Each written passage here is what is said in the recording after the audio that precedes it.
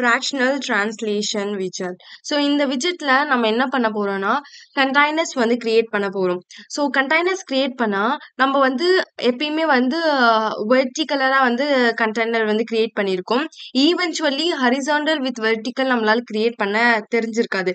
So இந்த மாதிரி fractional translation மூலியமா ஒரு ஃபேக்டர் ரேஷியோ வந்து நம்ம ப்ரொவைட் பண்ணுவோம். அந்த ரேஷியோ மூலியமா நம்ம வந்து ஒரு different types of container with horizontal factor horizontal vertical மூலியமா நம்ம கனெக்ட் பண்ணிக்க முடியும் அப்படின்னு சொல்றாங்க. ஸோ இது எப்படி கிரியேட் பண்ணலாம்னு பார்க்கலாம்.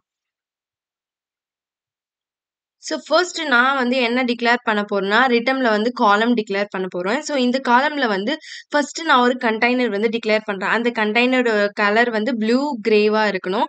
ஸோ அதோட ஹைட் வந்து 100 கொடுக்குறேன். ஸோ இது வந்து ஈவென்ச்சுவலா வந்து ஒரு ஸ்கொயர் பாக்ஸ் மாதிரி இண்டிகேட் ஆகும்.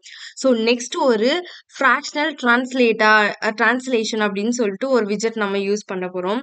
ஸோ இது வந்து ஆஃப்செட் கொண்டு இருக்கும். ஸோ இதுதான் இதோட ஸ்பெஷாலிட்டி என்னன்னா, முதல்ல இருக்கிறது 1, இன்னொன்னு வந்து -1 இருக்கும். ஃபர்ஸ்ட் நம்ம வந்து இது வரையும் நம்ம ரன் பண்ணி பார்க்கலாம். என்ன அவுட்புட் உங்களுக்கு வந்து ஷோ ஆகுதுன்னு பார்க்கலாம். ஸோ இப்போ ரன் பண்ணீங்கன்னா உங்களுக்கு வந்து ஒரே ஒரு அவுட்புட் வந்து கிடைச்சிருக்கும். ஸோ நெக்ஸ்ட் வந்து நம்ம இதை ரன் பண்ணும்போது உங்களுக்கு என்ன கிடைக்கும்னா, இதுல ஒரு ஹாஃப் பங்கு, ஐ மீன் வெர்டிக்கல் சைஸ்ல ஒரு பாதி பங்கு உங்களுக்கு வந்து கிரீன் ஐ மீன் ஆரஞ்சு கலர்ல ஃப்ளோ ஆகுற மாதிரி இருக்கும். இவென்ச்சுவலி உங்களுக்கு 2 கண்டெய்னர் இருக்கும். இதுல வந்து அட்டாச் ஆகுற மாதிரி இருக்கும். ஸோ இப்போ நீங்க வந்து ஃபங்க்ஷன் வந்து ரன் பண்ணீங்கன்னா, ஃபர்ஸ்ட்ல இருக்கிற ஃபங்க்ஷன் வந்து நார்மல் ப்ளூ ஃபங்க்ஷனா இருக்கும். இன்னொன்னு வந்து டிரான்ஸ்லேட்டர்னா பக்கத்திலேயே உங்களுக்கு இன்னொரு ஒரு கண்டெய்னர் வந்து ஃப்ளோ ஆயிருக்கும். ஸோ இப்போ நீங்க அதே போல ஃப்ராக்ஷனல் டிரான்ஸ்லேட்டர் யூஸ் பண்ணி இப்போ என்ன பண்றேன், எனக்கு இன்னொரு கண்டெய்னர் வந்து ஃப்ளோ ஆகணும் அப்படின்னு சொல்லி கொடுக்குறேன். ஸோ இந்த கண்டெய்னருக்கும் என்ன வித்தியாசம்னா, நார்மலா நீங்க ஃப்ளோ பண்ற கண்டெய்னர் பக்கத்துல இந்த கண்டெய்னர் இருக்கும். ஸோ அதுக்கப்புறமா நீங்க ஃப்ளோ பண்ற கண்டெய்னர்ஸ் வந்து இதுக்கு மேல நீங்க பிஃபோர் நீங்க கொடுத்த கண்டெய்னர்ஸோட கரஸ்பாண்டிங்ல வரும். ஸோ இப்போ உங்க ப்ரோக்ராம ரன் பண்ணி பார்த்தீங்கன்னா, you can get like this.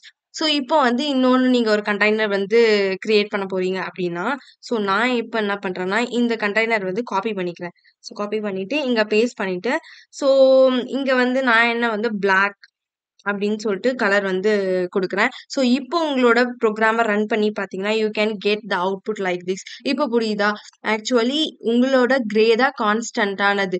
அதுக்கப்புறமா டிரான்ஸ்லேட்டிங் ஃபேக்டர் மூலியமா நீங்க எத்தனை புது கண்டெய்னர் கிரியேட் பண்ணாலும் அது டிரான்ஸ்லேட்டர் ஆஃப்செட் கீழே மட்டும்தான் வரும் தவிர உங்களோட ஒரிஜினல் கண்டெய்னர் கீழே வராது. ஸோ இது போல நீங்க ஃப்ராக்ஷனல் டிரான்ஸ்லேட்டரை யூஸ் பண்ணி உங்களோட யூஐ வந்து பெர்ஃபெக்ட்டா டிசைன் பண்ணிக்கலாம்.